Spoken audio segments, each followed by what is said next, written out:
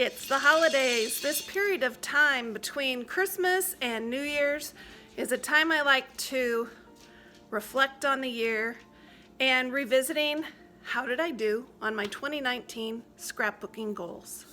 Welcome back to Emilee's Paper Caper, where you'll find inspiration to scrap your stash and get some pages done. Thank you for joining me on this journey during 2019. These resolution update videos have held me accountable to my scrapping goals for 2019.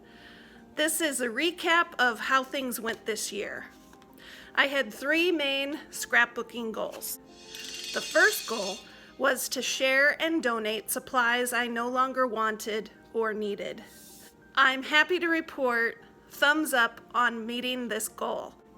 My friend Kathy and I found a store in Urbana, Illinois called the Idea Store, and we made a couple different trips to that store to donate supplies.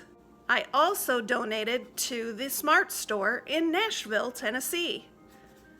Down below in the description, I will link to videos about both these stores in case you want to check it out.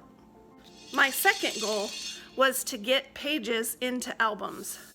I am in a bad habit of scrapbooking pages and then never getting the layouts inserted into albums.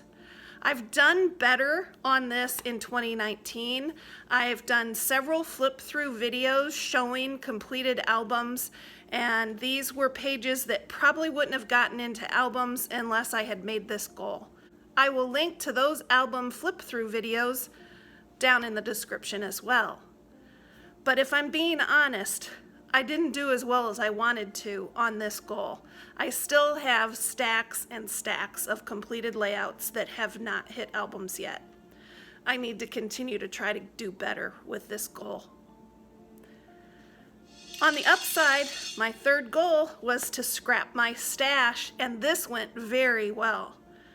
I had 3 visual ways to track my progress. One was a basket full of photo mats and other embellishments. Here's what it looked like at the beginning of the year. There was so much in this basket, I could not fit another thing in it.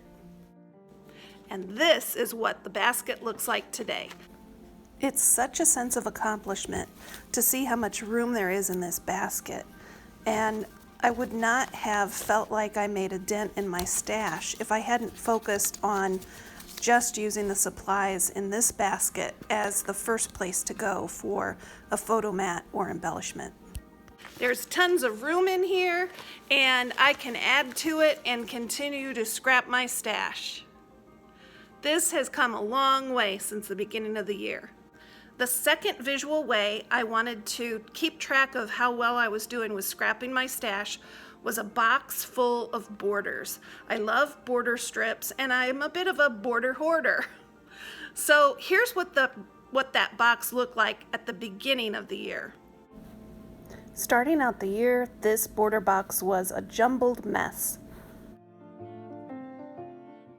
And now, check it out. Thanks to my friend Kathy, this box is well organized, and I've used so many that there is plenty of room in this box now.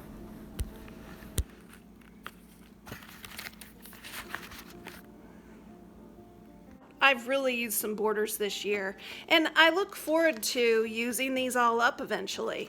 But this was a really meaningful way to keep track of my progress. My stash is so extensive that by limiting myself to the supplies in the basket I just showed you and the borders here, it really helped me focus and work through some of my stash. The third visual way I tried to scrap my stash was to focus on a specific box full of washi tape. This was slow going. Here's what the box looked like at the beginning of the year. It was chock full, no room to spare whatsoever. And here's what the box looks like today. By limiting my washi tape use to the rolls in this box, I feel like I really made progress and a dent in my stash. There are actually some empty spaces in this box now, so I can fill it back up and continue to use washi tape. I have finally made a dent in this washi stash. Thank you for joining me on this journey in 2019. These quarterly update videos really made me feel accountable to meet some goals and scrap my stash. If you're new here, I will link down below to all the quarterly update videos, and I do hope that you will hit subscribe and the bell icon so you can join us on the journey for 2020. My next video will be about my 2020 scrapbooking resolutions.